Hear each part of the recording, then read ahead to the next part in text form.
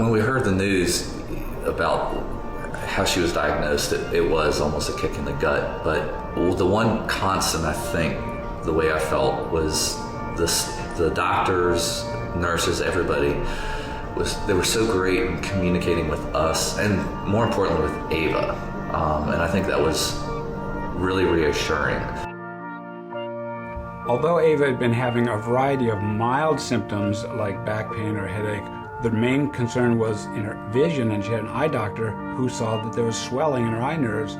He got a scan of her head and didn't find the reason for that, except a little clue of some blood products in the head.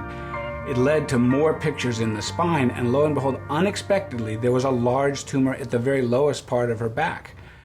It sounds weird, but I was almost relieved that we just finally figured something out, because just the most disheartening part was not knowing at all.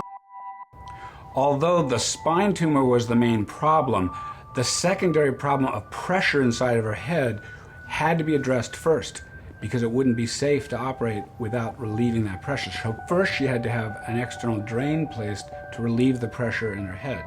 Then she could proceed on to having a surgery to remove the tumor from her spine.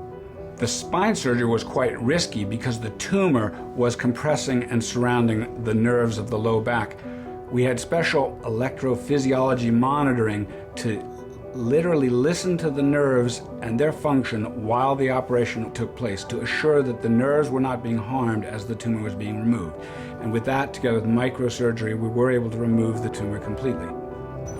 You never expect your surgeon to be an advocate for you as a patient or your child as a patient. And I would say that he was probably, outside of us, he was Ava's biggest advocate the whole time she was there.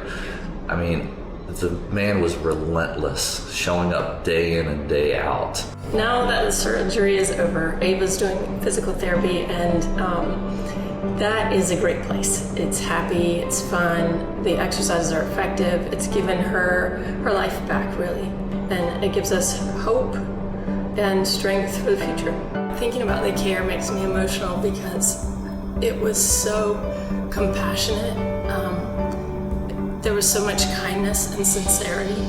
Dr. Collins was very straightforward, but at the same time, warm. He was there to help us, help her get better. So I really feel indebted to the staff here. I would lay in my hospital bed and I would remember just daydreaming about just getting up and dancing to my favorite song.